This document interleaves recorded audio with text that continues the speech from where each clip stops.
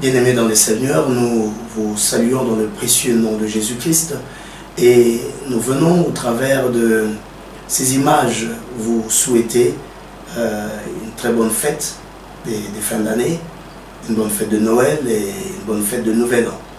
Nous célébrons la Noël, c'est-à-dire la naissance de Jésus-Christ, si on veut parler le langage biblique. La naissance de Jésus-Christ, c'est cette naissance, quel que soit le jour où ça s'est passé, parce que le monde a choisi de le célébrer en cette date du mois de décembre. Nous profitons de cette occasion pour expliquer la joie que nous avons de nous souvenir encore aujourd'hui qu'un sauveur nous est né. Et j'ai voulu partager avec vous quelque chose de particulier sur la naissance de Jésus-Christ. C'est que quand il est né, il y a des hommes qu'on appelait des mages. Les mages ont vu son étoile brillait, et c'était l'étoile brillante du matin. Ils se sont déplacés pour aller adorer celui-là qui était né.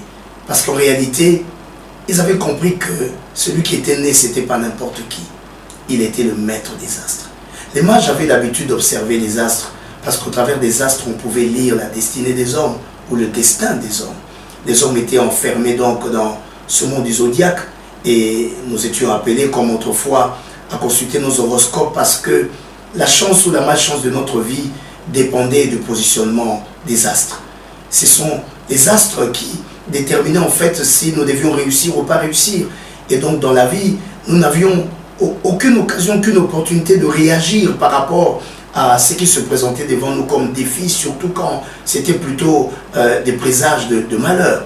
Mais voici que quand Jésus-Christ arrive, qu'est-ce qui se passe? On voit sa lumière, la lumière de cette étoile brillante traverse le monde du zodiaque, détruit le serpent du zodiaque et amène la lumière depuis le ciel jusque sur les hommes. Les hommes ont été affectés à nouveau par la lumière du ciel et sont devenus en eux-mêmes des astres vivants. Et en devenant des astres vivants, ils ont commencé à avoir une influence sur les autres astres.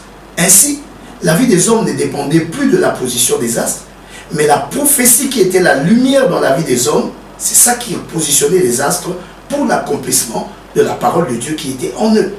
À partir de ce temps-là, notre vie ne dépend plus des saisons, mais nous sommes devenus des faiseurs des saisons.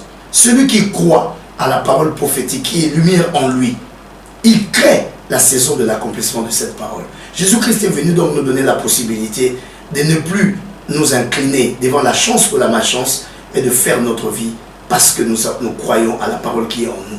Ainsi, il sera écrit, mon juste vivra par la foi.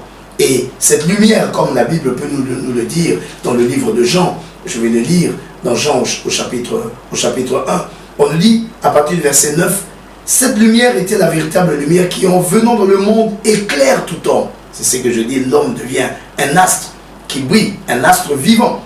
Elle était dans le monde et le monde a été fait par elle. Le monde ne l'a point connue.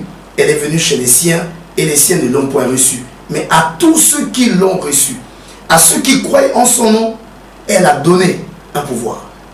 Le pouvoir de devenir enfant de Dieu. Devenir enfant de Dieu, c'est devenir enfant de lumière. C'est devenir un astre vivant. Un astre qui a l'impact sur tous les autres astres. Bien-aimé, je t'invite donc à marcher avec la foi, à dégager la lumière qui est au-dedans de toi, que l'Éternel a sémée en toi. Et tu ne seras pas comme ces figuiers qui n'ont pas pu donner le fruit à Jésus-Christ, parce que le figuier réfléchissait par rapport à la saison, alors qu'il avait en face de lui le faiseur de saison. Il aurait suffi qu'il croie en celui qui était en face de lui, et la saison allait se mettre, la saison allait se positionner par rapport au désir du maître. Là où nous sommes, et bien aimés, nous pouvons créer les événements de notre vie, parce que nous croyons en cela. La Bible dit, tu seras fait selon ta foi. La naissance de Jésus-Christ est donc un grand salut pour nous. Je vous souhaite à nouveau bonne fête de Noël. Que Dieu vous